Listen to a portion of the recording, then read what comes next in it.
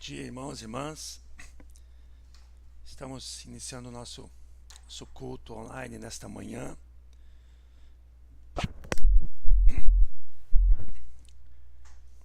Quero te convidar para nós estarmos lendo a palavra do Senhor. Nesse início desse domingo, que nós louvamos ao Senhor.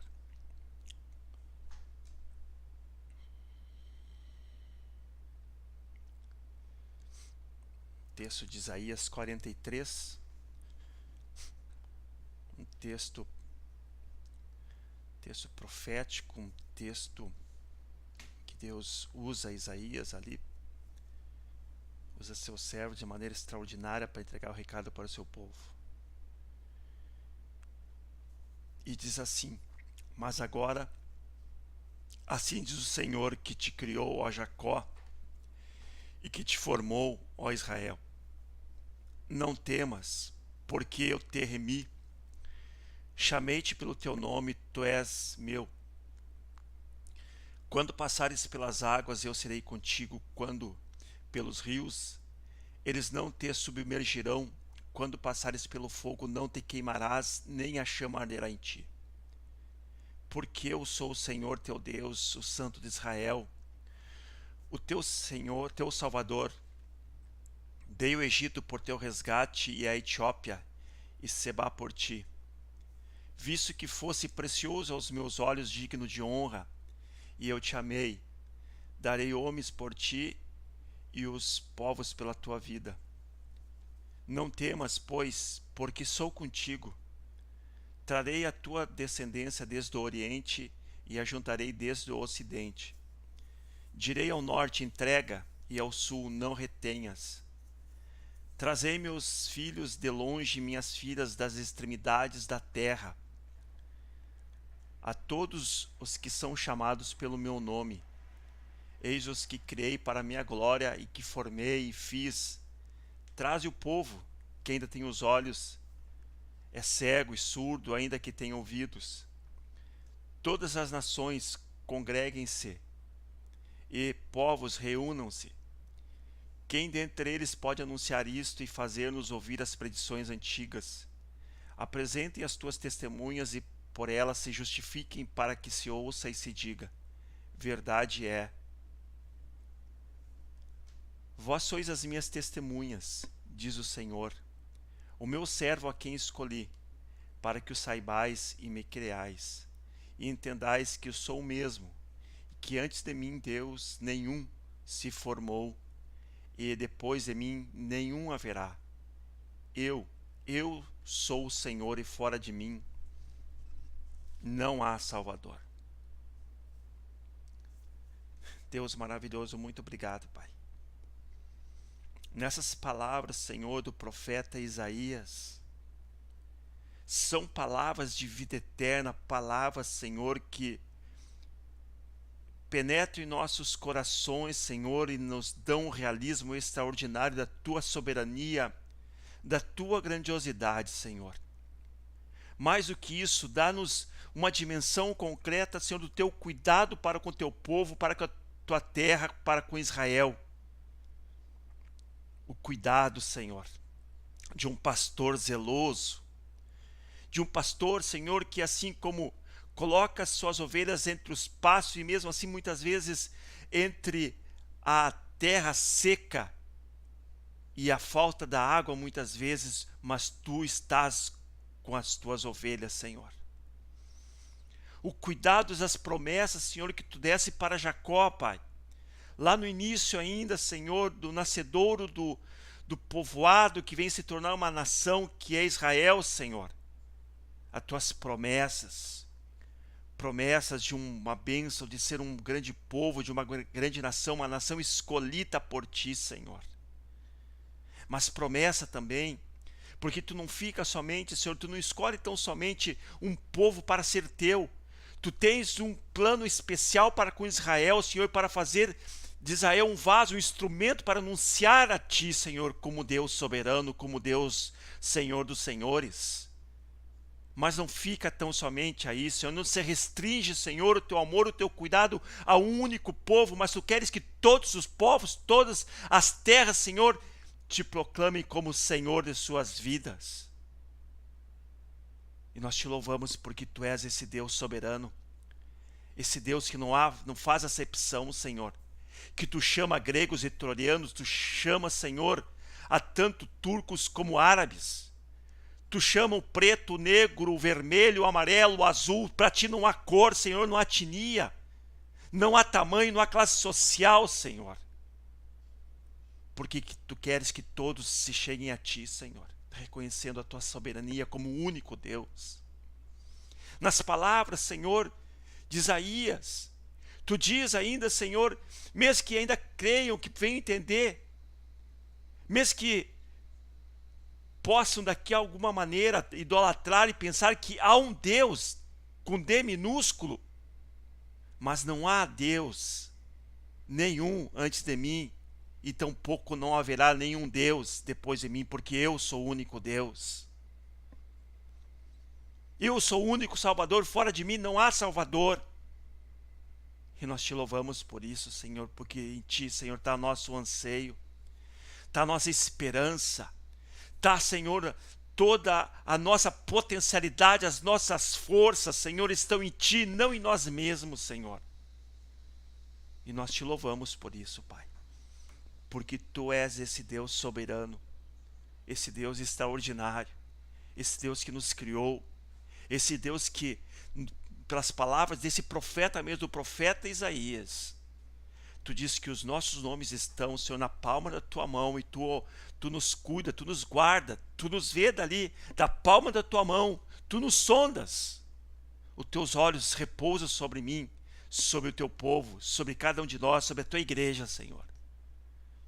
Muito obrigado, Pai amado, porque tu és o nosso Senhor, tu és o nosso único Salvador, e fora de ti não há esperança, fora de ti não há salvação, Senhor. Muito obrigado por tudo, Pai amado, em nome de Jesus Cristo.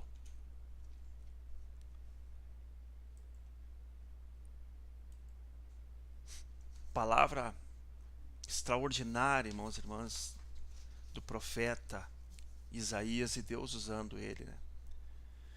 Então, uma passagem que mostra a sua grandiosidade, o seu cuidado, as promessas de Deus para comigo e para com você. Ainda que era uma palavra direcionada naquele momento para Israel, mas Israel simboliza a humanidade toda, irmãos e irmãs, e muitos não entendem isso. Porque em próprio Isaías, Deus fala, já deixa bem claro que Israel é um instrumento que Deus utiliza para ganhar o restante das outras nações. Israel é esse povo que Deus escolhe, assim como escolheu a mim e você, para que não somente a nós seremos salvos, mas que nós seremos portadores da salvação para outras pessoas. Quem sabe eu cheguei assim, alguém falou de Jesus um dia, alguém explanou para mim, ainda como jovem, como pequeno ainda, mas de alguma maneira chegou essa palavra para mim, como para a maioria dos irmãos e irmãs. Essa palavra chega para alguém. E assim foi Israel. Israel fez isso com o seu povo, com o povo da promessa.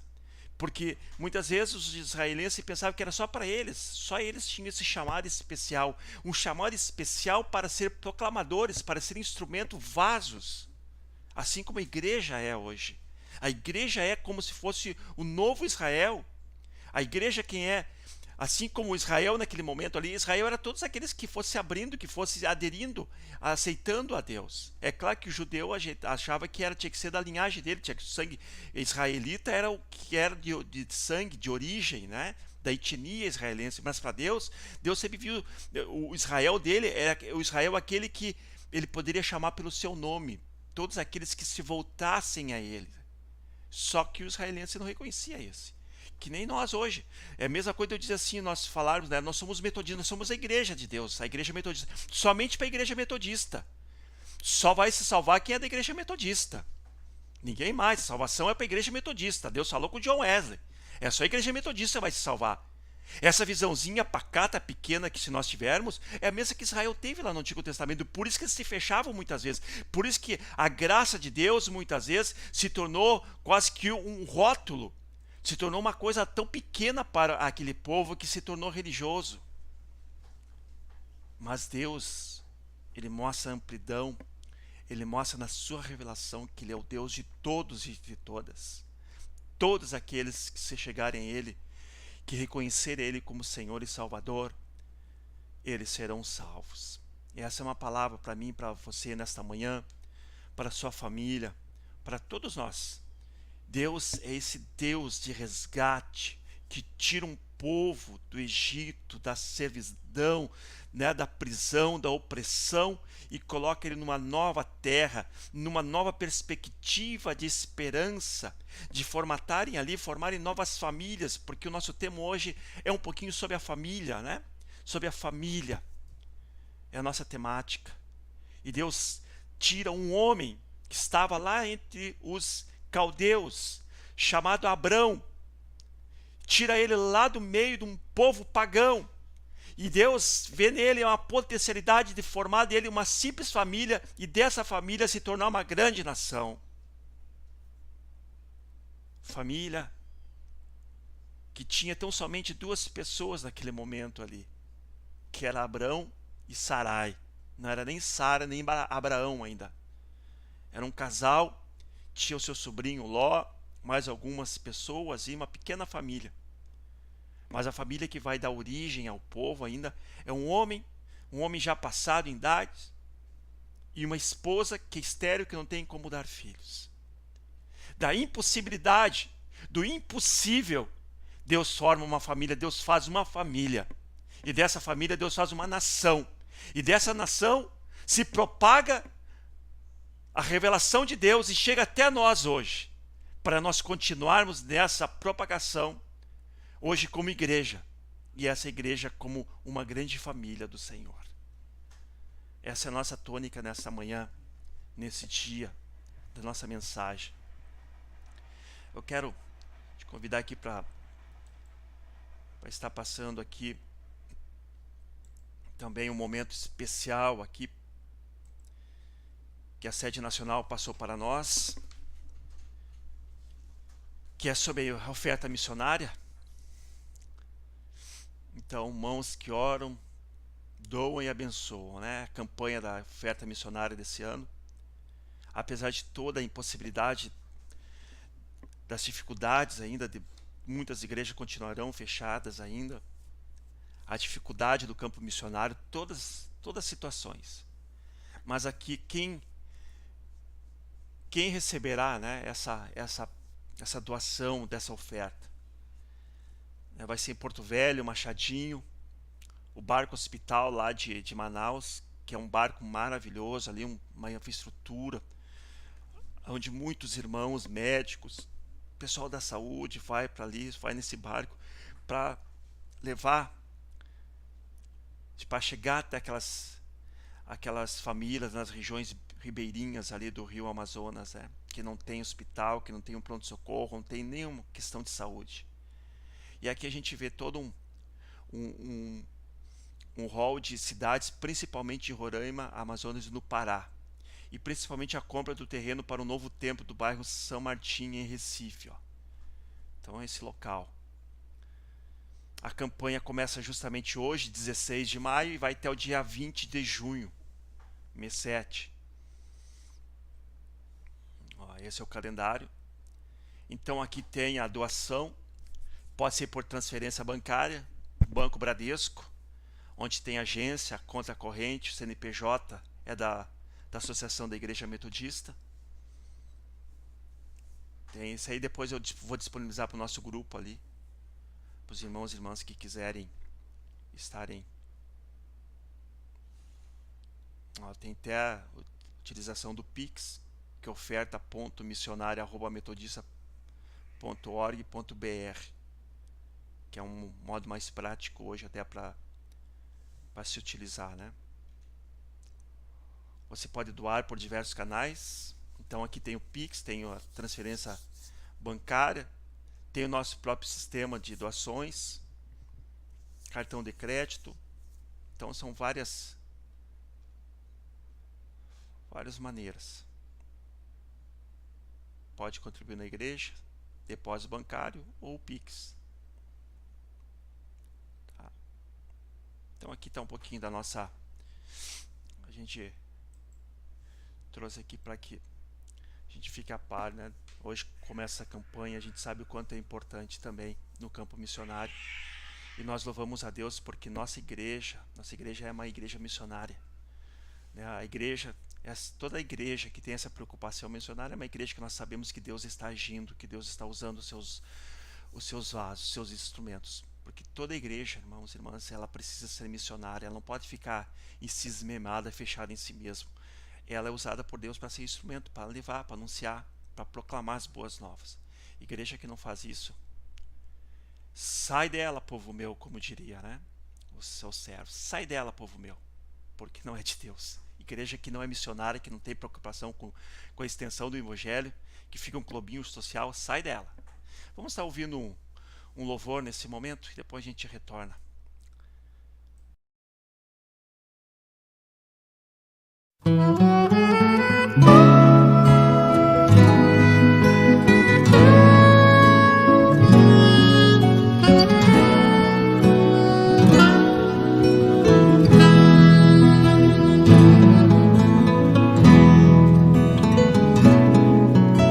Santo, Santo, Santo, Deus onipotente, cedo de manhã cantaremos teu louvor. Santo, Santo, Santo,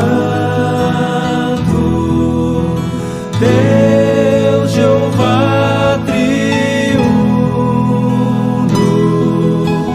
és um só Deus, excelso Criador. Santo, Santo, Santo, todos os remidos, juntos com os anjos, proclamam teu louvor.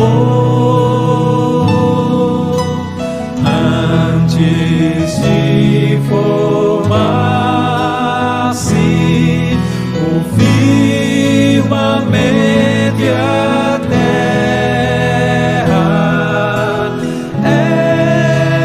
eras e sempre és, e hás de ser, Senhor. Santo, Santo, Santo, nós os pecadores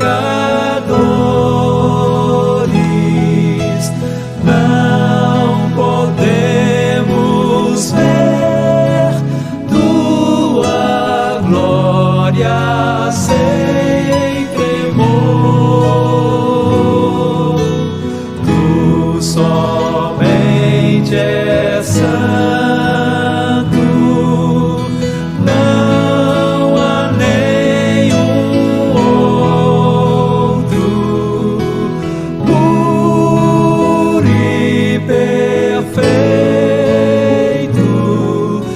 excelso benfeitor. Santo, Santo, Santo, Deus onipotente, tuas obras louvam teu nome com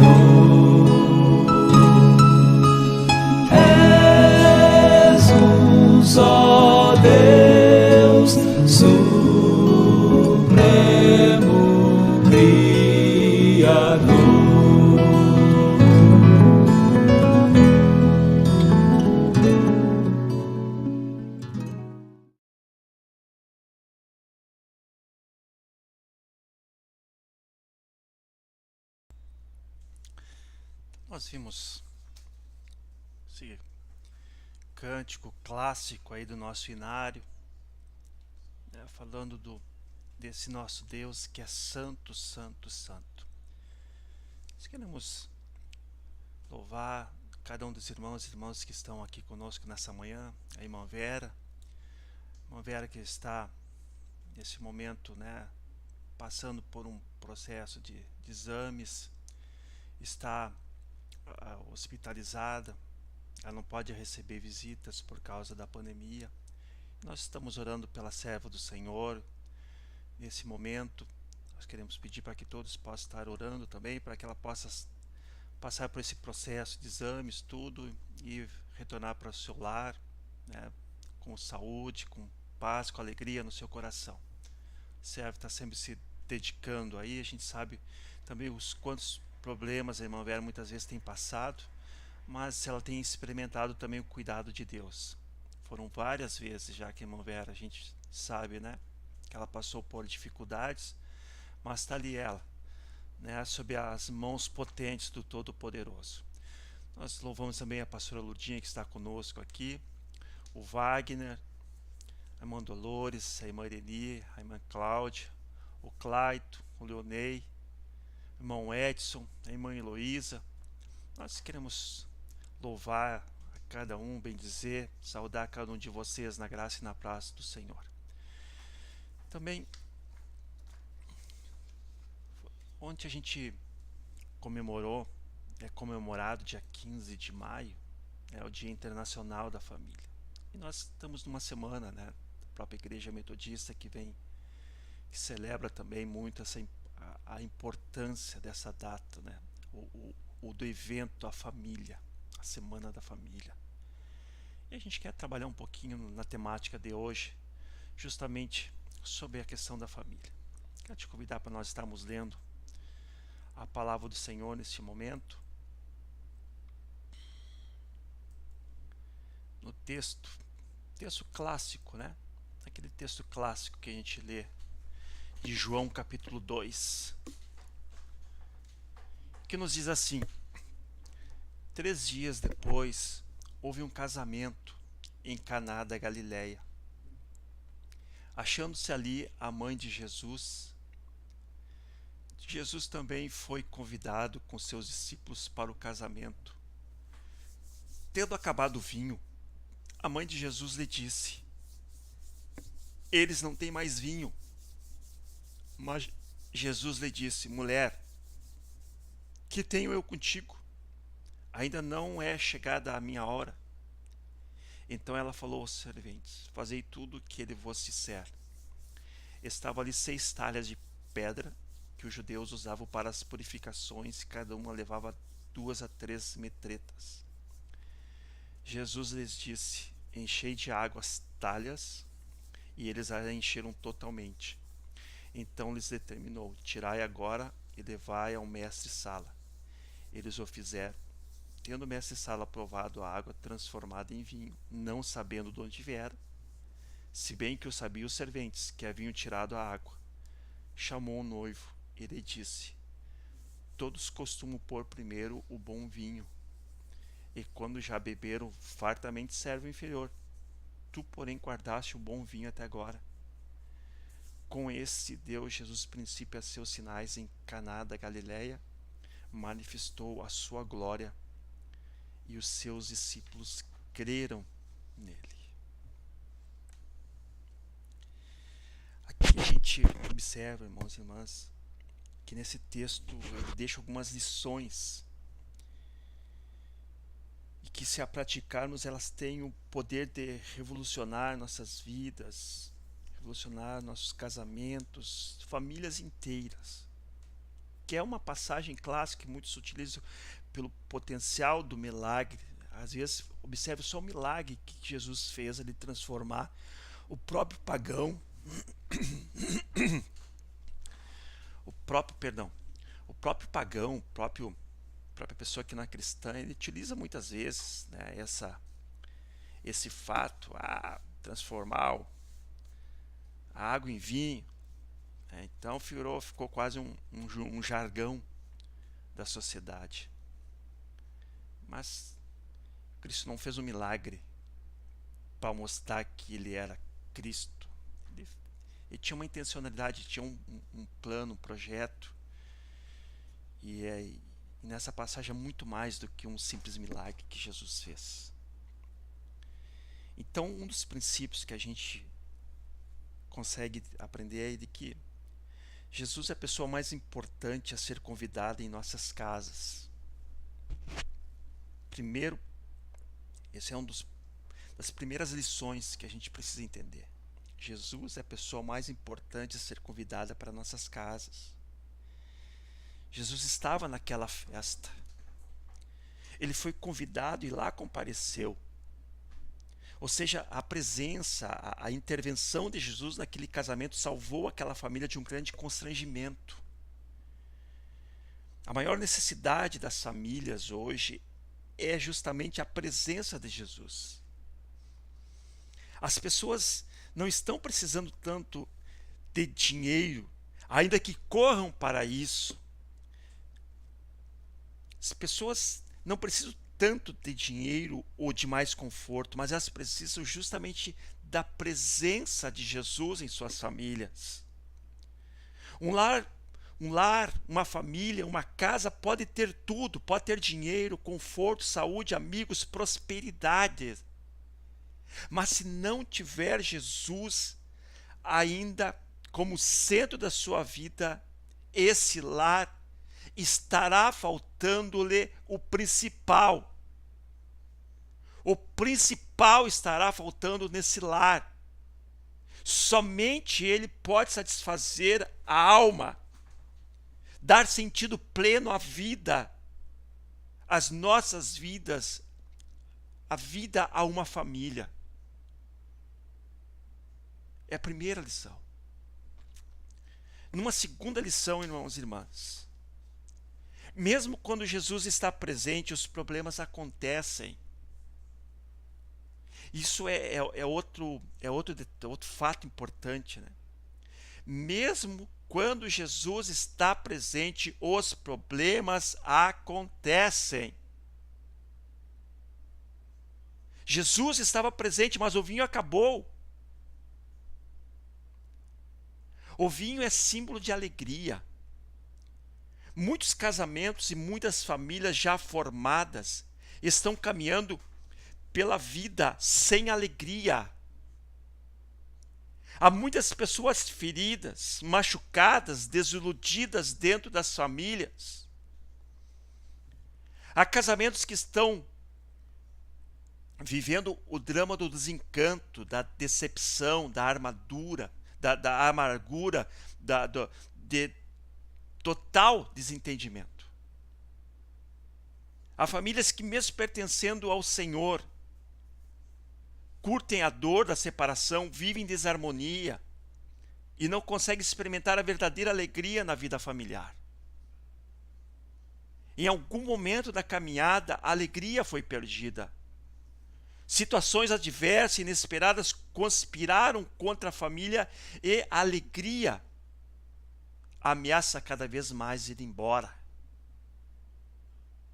Então, irmãos e irmãs, mesmo Jesus estando presente em nossas famílias, os problemas acontecerão, os problemas continuarão, não há saída. Jesus precisa estar presente. Terceira lição: precisamos discernir com rapidez quando a alegria está acabando. A gente precisa ter esse discernimento. Maria livrou aquela família de um grande vexame. Ela percebeu que o vinho estava acabando e que alguma coisa deveria ser feita. Mas ela não ficou parada, ela agiu. Ela teve essa visão, né? Ela percebeu que estava terminando o vinho ali e ela agilizou-se. Ela não guardou o problema só para ela. Ela tomou uma iniciativa. Então Maria, ela estava atenta. E isso é um procedimento que nós precisamos também ter essa clarividência. quando começa a surgir algum problema, quando alguma circunstância está difícil, que nós estamos observando e nos calamos e nos fechamos, nós precisamos de alguma maneira estar com os olhos bem abertos para ver o que está acontecendo, para que a gente possa agir, para que a gente possa de alguma maneira fazer alguma coisa. Muitos casamentos naufragaram e continuam a naufragar porque os cônjuges não se atentam para a seriedade das crises quando elas surgem. Porque nunca surge uma crise. A crise não surge de uma enormidade, né, de cima, de maneira tão grandiosa para o menor. Não, começa no pequeno detalhe. É sempre no pequeno detalhe. E aquele detalhe é como a verdadeira bola de neve. Vai aumentando, a crise vai aumentando até que estoura.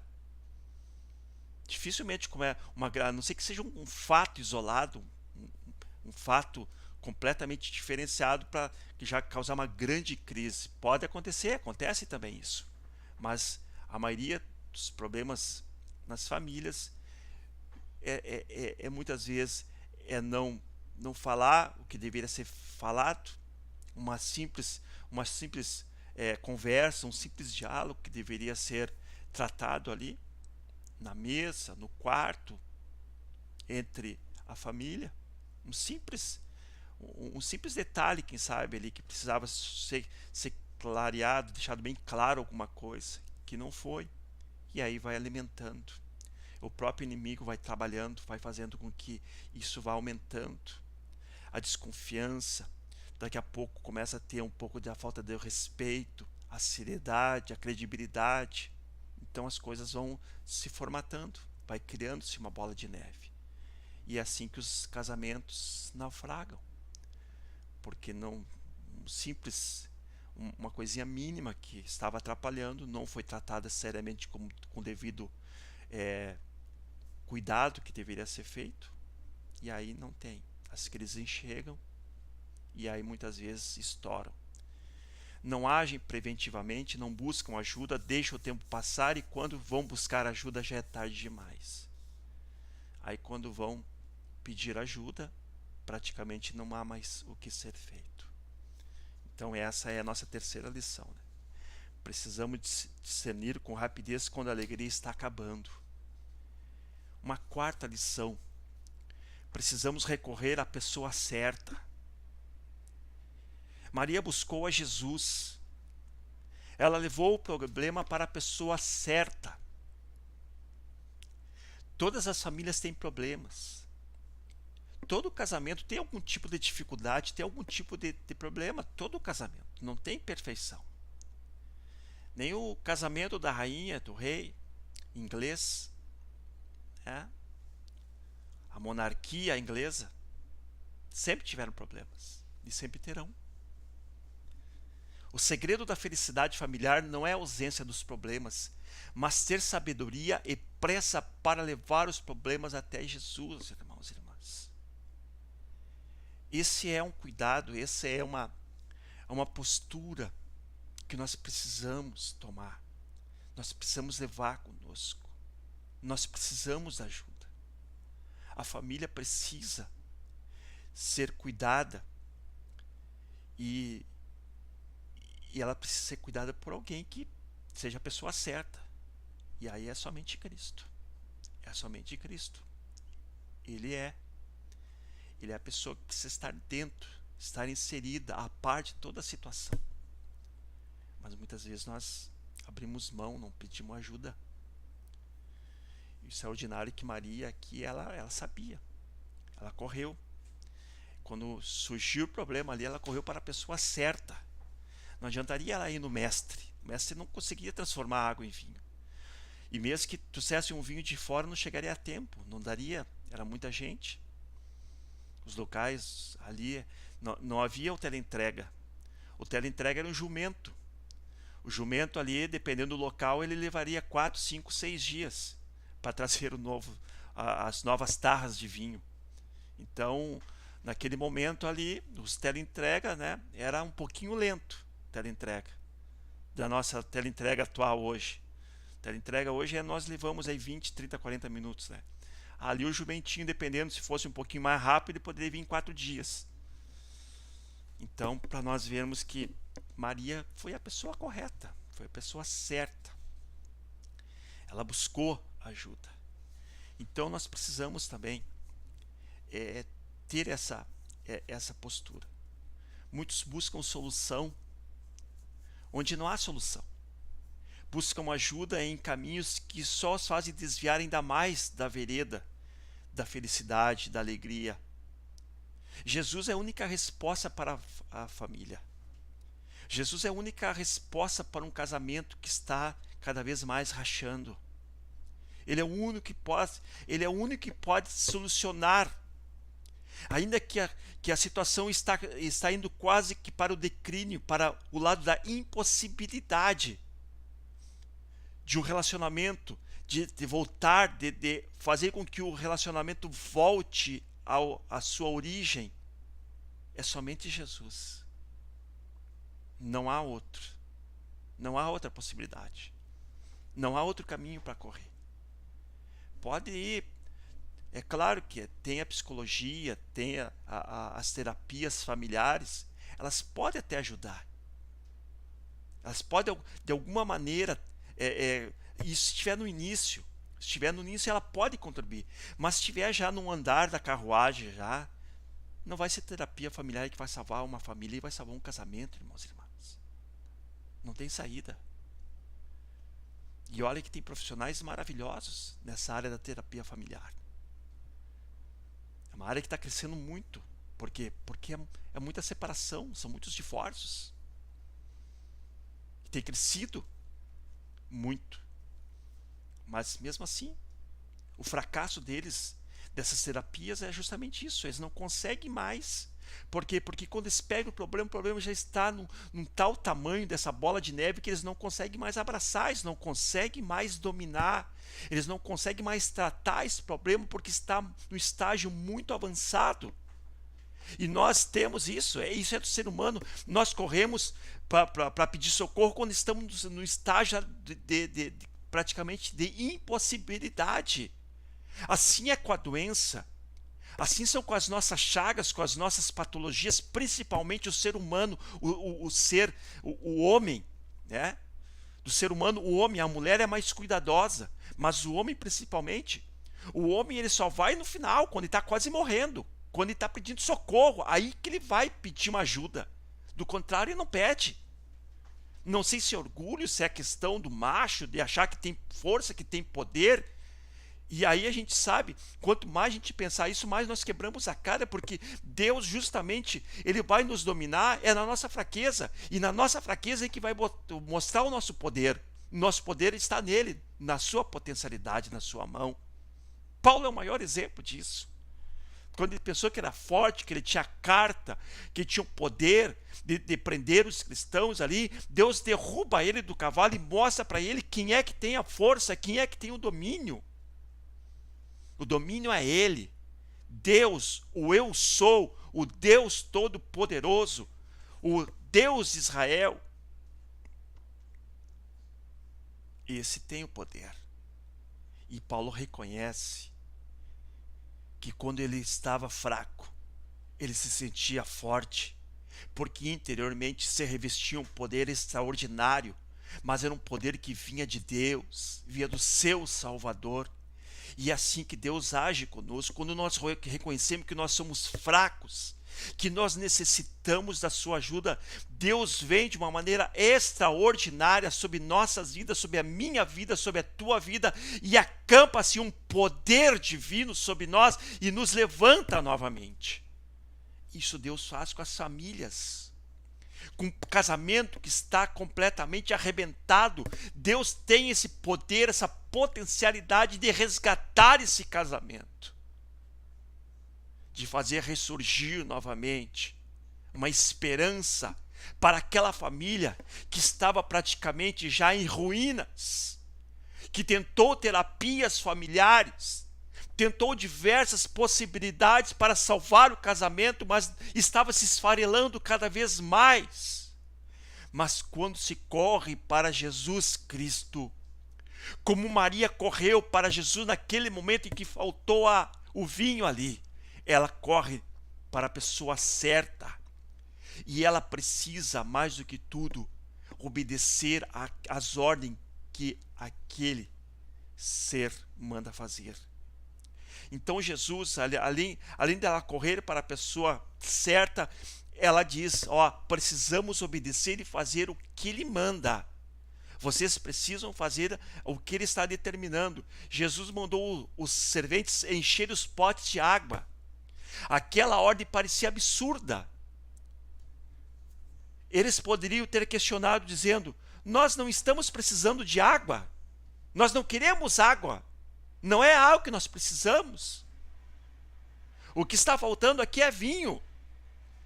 Mas se queremos mesmo ver as maravilhas de Deus acontecendo na família, no nosso lar, no nosso casamento, nós precisamos exercer uma pronta obediência às ordens de Deus. Precisamos deixar de lado nossas racionalizações, nossas próprias expectativas e fazer o que Ele nos manda. Sempre que obedecermos a Jesus, nossa vida é transformada. Nossa família, nosso casamento é restaurado. Sempre que o casal, os filhos e cada família se dispõe a obedecer a palavra de Deus, irmãos e irmãs, a alegria começa a resplandecer novamente. A alegria começa a ser restaurada. Começa a jorrar uma alegria dentro do lar, dentro do nosso coração, dentro do casamento. Uma alegria começa a surgir novamente dentro de nós. Isso não tem preço. Isso não tem preço, irmãos e irmãs. Mais uma lição. Precisamos aprender a ser guiados pela fé e não pelos nossos sentimentos, pelas nossas emoções. Nós somos ocidentais. Nós somos tensionados, nós somos direcionados, nós somos tendenciosos a agirmos com emoção e com racionalizações. Isso é muito comum. O europeu, ele age pelo raciocínio, pela lógica. Ele é extremamente racional. Nós, sul-americanos, e principalmente o Brasil, nós agimos pelas emoções. Por isso que nós somos taxativos de um povo emotivo, um povo chorão, um povo que age justamente pelo sentimento, pela emoção. Nós não podemos, e aí que está, nós não podemos ser racionalista ao extremo, não podemos ser emotivo ao extremo, nós precisamos ter justamente esse equilíbrio. E esse equilíbrio a fé nos concede. Por isso que a dificuldade da igreja de Cristo é ela ter esse ponto de equilíbrio. Ou ela é super espiritual, ela é espiritual demais, que os irmãozinhos chegam a ser... Tem irmãos que parece que eu estou vendo que estão com os pés acima da terra, de tão espirituais e tão santos que são. É uma igreja, uma parte da igreja. Essa igreja, assim, é uma bolha. Se tu botar um alfinete ali, tu periga estourar a bolha e cair, quebrar a cara e se desviarem. Esse é o perigo dessa super espiritualidade. Do outro lado, tem o outro racional. O cristão extremamente, tudo ele duvida. Ele não crê no Espírito Santo, não crê em milagres, não crê em nada, não crê nem daqui a pouco em Cristo. Ele é extremo, tudo ele duvida. Por isso a questão do equilíbrio. E é difícil, irmãos e irmãs, nós entrarmos nesse ponto de equilíbrio aqui. Eu não consigo nem equilibrar minha mão aqui, ó. Eu não sei para onde está. Então eu preciso. Esse equilíbrio é difícil, é muito difícil na fé cristã. E muito mais quando a gente vai agir racionalmente. Ou eu vou querer tratar o meu casamento da maneira racional, né? O cara ali vai querer usar o raciocínio, a lógica ali. Eu vou quebrar a cara. Eu vou quebrar a cara. Eu vou usar do lado emotivo, do lado emocional. Eu vou estar num dia extremamente irado, indignado. Não vai dar certo, irmãos e irmãs. Entendem? É difícil, né? Então, por isso, Jesus, nós precisamos ter essa dimensão, que nós precisamos ser guiados pela fé e não pela nossa razão, pela nossa racionalidade ou por nossas emoções, nossos sentimentos. A razão, ela precisa trabalhar em harmonia com a fé. Não há distensão, irmãos e irmãs. Muitos pensam que se eu tenho fé, eu tenho que deixar de lado a razão. Negativo. Isso é imaturidade. Dois monstros do cristianismo, um chamado Agostinho de Hipona. O Agostinho trabalhava justamente isso, saber trabalhar a razão e trabalhar a fé. Ele trabalhava isso. Agostinho de Hipona é um dos grandes pensadores cristãos lá da igreja primitiva, logo depois da igreja primitiva. Agostinho de Hipona trabalhava muito bem essa questão, trabalhar razão e fé. Tomás de Aquino, que é outro grande líder cristão, também vai falar, trabalhar razão e fé. E o líder do metodismo, John Wesley, irmãos e irmãs, John Wesley é muito cuidadoso. O que mais chama atenção em John Wesley é muito conhecido pela questão de ser um homem espiritual, um cara que trabalhou a questão dos dons de Deus, trabalhava muito a questão do Espírito Santo, dos milagres, do poder de Deus, tudo. Então, quando se fala em pentecostalismo, se advoga John Wesley. John Wesley é o grande precursor do pentecostalismo. Que bom, maravilha. Mas quem estuda um pouquinho mais John Wesley vai saber de que um dos principais cuidados que John Wesley tinha era o quê? O equilíbrio. John Wesley, e pena que nós metodistas, no mundo afora, pelo que a gente lê, pelo que a gente sabe hoje, o metodismo precisava ter um pouquinho mais desse princípio wesleyano, né? Esse princípio de John Wesley é o equilíbrio. Ter o cuidado de sermos equilibrados, irmãos e irmãs. Não ser esses super espirituais ou esses racionalistas. John Wesley trazia a razão e a fé também de maneira equilibrada, para que eu possa louvar e adorar a Deus de uma maneira equilibrada, tendo a minha razão e a minha fé juntas, em unidade, não em separação, e não numa coalizão, numa divisão, mas em harmonia, em equilíbrio, porque aí eu consigo ser um cristão de uma fé racionalizada? Não. De uma fé super espiritualizada? Não. De uma fé equilibrada. Aí eu não sou um menino levado pelo vento, e nem um menino que duvide da Bíblia,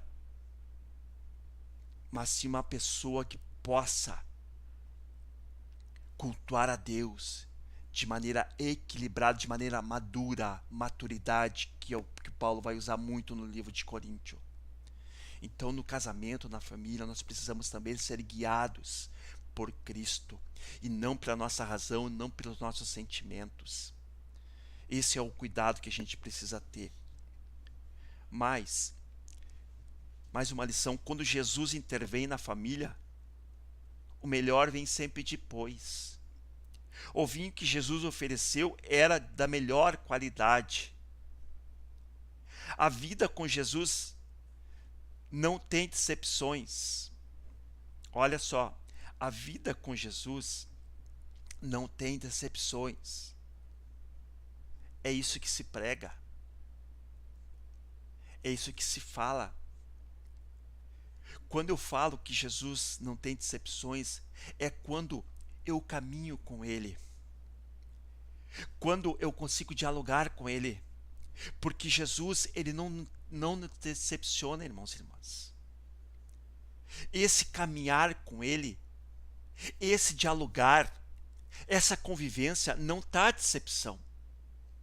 O que nos decepciona é quando nós almejamos outra coisa. Entendem? Jesus não nos decepciona, Ele não causa frustração, Ele não causa decepção. Ele pode restaurar também a alegria lá da sua casa, Ele pode mudar a sua sorte, Ele pode curar suas feridas, restaurar a sua alma, refazer o seu casamento, a sua família, a harmonia, a paz. Ele pode dar a capacidade de perdoar.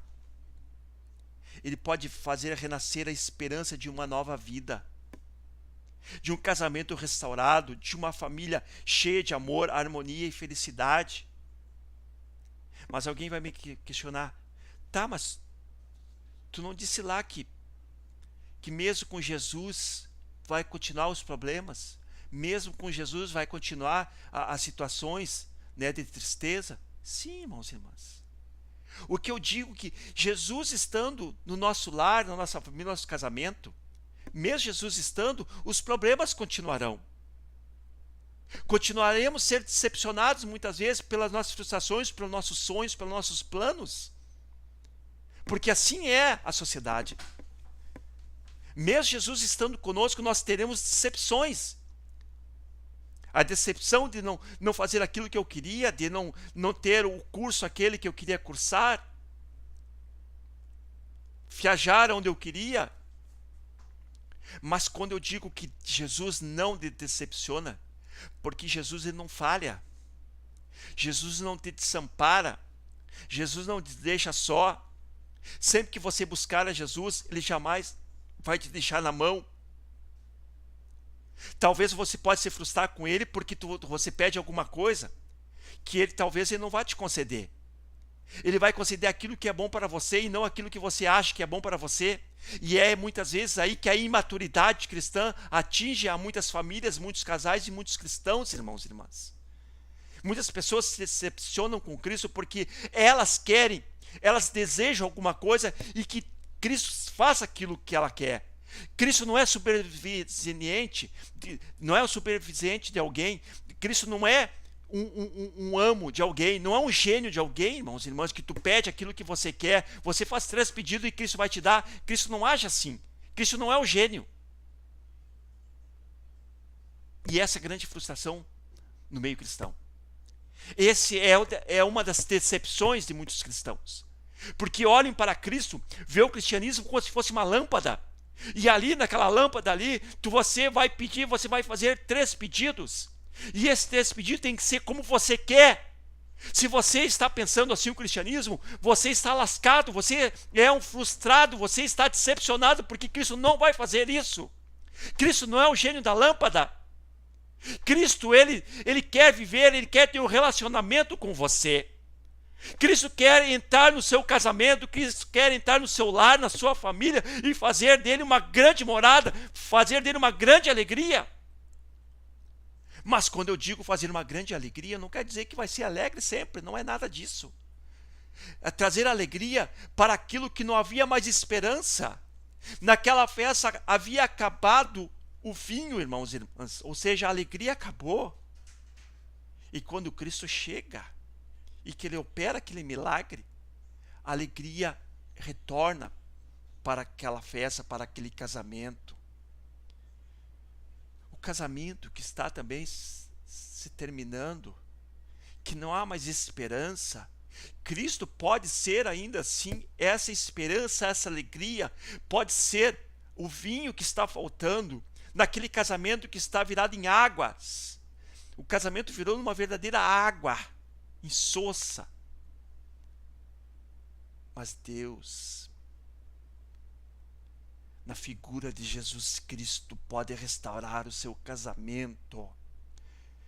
Vinho simboliza a alegria. Quem sabe falta a alegria do seu casamento, a alegria na sua família, no seu lar. Falta Cristo. Cristo é justamente esse ser capaz de transformar aquilo que não há mais possibilidades normais, humanas, de reconstrução, de restauração. Não há mais esperança, expectativa de reconstrução, mas ele pode reconstruir, sim.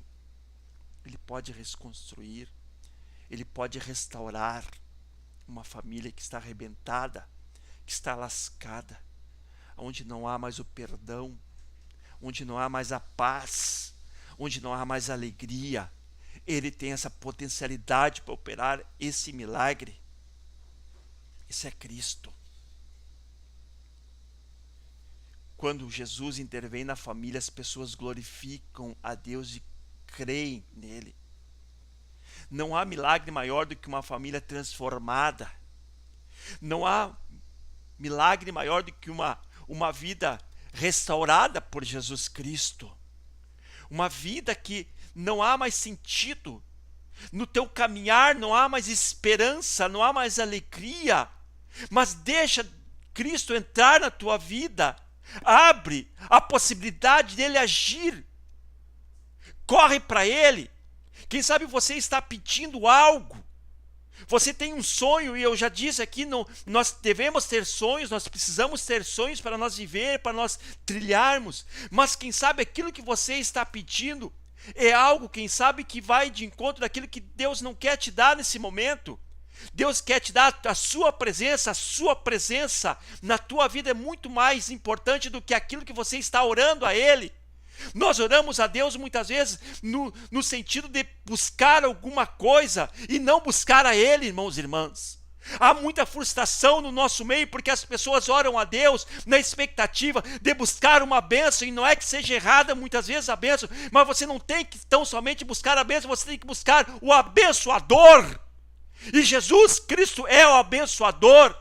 E se você buscar o abençoador, quem sabe as outras coisas lhe serão acrescentadas, conforme Jesus Cristo fala em Mateus 6,33, buscai primeiro a sua justiça.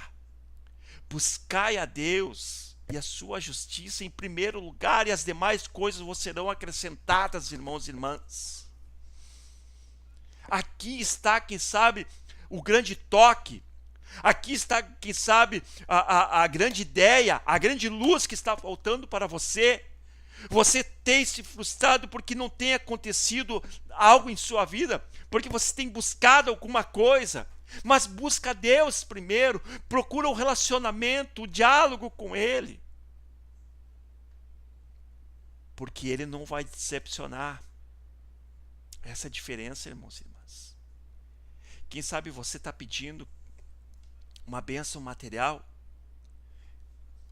Vou te dizer, Deus te concedeu, quem sabe, essa bênção material e você continua frustrado. Agora você está pedindo outra coisa material. Talvez Deus vá te dar e você continua frustrado, sabe por quê? Porque você está depositando sua fé, suas orações, suas forças nas buscas das coisas materiais, coisas passageiras. Mas começa a voltar a tua oração para o abençoador. Pede a presença dele na tua vida. Pede a luz, a iluminação de Deus na tua vida.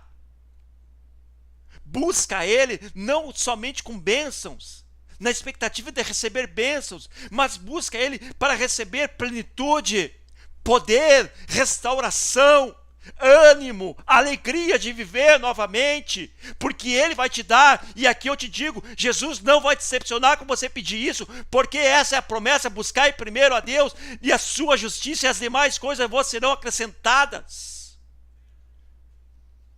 Quando nós buscamos coisas espirituais, coisas eternas, irmãos e irmãs, nós somos solidificados, nós somos fortalecidos espiritualmente.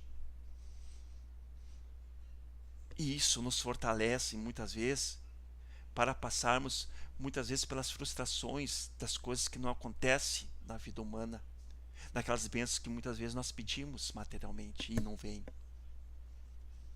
Essa é uma das diferenças da maturidade, da fé alicerçada em Jesus Cristo. Esse é o Cristo vivo, o Cristo que está conosco, aquele Cristo que nós temos pregado aqui. É o Cristo que está presente no casamento, no lar, na família, na minha, na tua vida. Ele está sempre presente. Mas quem muitas vezes não se apercebe somos nós. E aí nós começamos a nos queixar porque as coisas vão dando errado, porque Cristo não está comigo, porque Cristo não abençoou meu casamento, porque Cristo não abençoou meu lar. Mas você já convidou Ele? Ele está presente? Ele está presente, mas você não se apercebeu. Você não se apercebeu ainda que Ele está presente no teu lar, no teu casamento. Deixa Ele agir. Corre a Ele. Pede socorro para Ele. Pede para Ele agir. Quem sabe por isso que não está dando certo, por isso que está indo à deriva. Cristo está sempre, sempre presente, irmãos e irmãs. Nós é que nos ausentamos dele. Nós nos ausentamos de Cristo. E aí ele não pode fazer nada. E aí não adianta nós nos queixarmos, nos frustrarmos. Ó Senhor, tu não fez nada. Tu não ouve as minhas orações. Tudo que eu te peço, tu não cumpre. Tudo aquilo que eu oro, tu não me concede. Estamos orando errado, irmãos e irmãs. Nós temos que pedir as bênçãos do Senhor, as bênçãos espirituais. Buscar o reino de Deus, o reino dos céus e a sua justiça. E aí, a partir daí, ele vai nos acrescentar aquilo que nós precisamos, aquilo que nós necessitamos e não aquilo que nós queremos. Tem tanto cristão que quer tanta coisa e se frustra porque Deus não vai dar. Ele não vai dar aquilo que tu quer, ele vai dar aquilo que tu precisa. Isso é praxis cristã. Isso é praxis de vida eterna. Deus não vai te dar o que tu quer, ele vai te dar o que tu precisa. Isso é maturidade cristã, irmãos e irmãs. O nosso desafio, irmãos e irmãs, é que Jesus é o mesmo. Jesus, ele nunca mudou, ele continua fazendo as mesmas coisas nas famílias, nos lares, nos casamentos. Ele pode restaurar também a alegria na minha, na sua, na nossa casa. Ele pode mudar a nossa sorte, ele pode curar as nossas feridas, restaurar a nossa alma. Ele pode refazer o nosso casamento. Ele pode derramar amor no nosso coração. Ele pode dar capacidade para perdoar, para sermos perdoados. Ele pode fazer renascer a esperança de uma nova vida, de um casamento restaurado, de uma nova família, de uma família cheia de amor, harmonia e felicidade. Aquela família precisava de vinho. E a nossa família está precisando do quê? Então, se você reconhece o problema, por que não recorre à pessoa certa? Recorre à pessoa certa. Por que não clama pela ajuda de Jesus? Pede para Ele. Ora a Ele. Para que Ele tome conta desse problema, dessa situação no seu lar, na sua família, no seu casamento, na sua vida. Alguma coisa que Ele já lhe pediu para fazer anteriormente, que ajudaria a resolver problemas que você ainda não obedeceu? Lembre-se, precisamos obedecer e fazer o que Ele manda. Tem algumas coisas que nós já sabemos que precisamos fazer. E às vezes nós não fazemos. Ele quer nos conceder, mas cabe a nós, compete a nós. Tem coisas que compete a nós. A questão do perdoar, não é Ele que vai fazer eu perdoar. E eu que tenho que tomar essa decisão. Ele vai me dar força, capacidade para perdoar, ou para ser perdoado. Tem coisas que cabe a nós, irmãos e irmãs. Fica aqui essas palavras, nesta manhã. Que possamos ter famílias, lares, casamentos cada vez mais solidificados para a honra e glória do nome santo de Jesus Cristo. Ele quer, e é o desejo do Senhor, que cada vez mais nossos lares, que as nossas famílias, que nossos casamentos se solidifiquem, mas que coloquem Ele no centro, Ele junto, para que possamos solidificar, harmonizar nossos relacionamentos. Deus abençoe a você, a sua família, o seu lar, o seu casamento, seus familiares. Deus possa abençoar você. Saiba que Deus, Ele não nos decepciona. Jesus Cristo, o Cristo vivo, Ele não nos decepcionará. Ele não nos abandona, Ele não nos abandonará. Nós é que fizemos isso. Nós é que nos ausentamos. Ele nunca está ausente de nós. Nós nos ausentamos. Um ótimo domingo, irmãos e irmãs. Uma ótima semana. Que Deus possa abençoar você ricamente no nome santo de Jesus Cristo. Amém.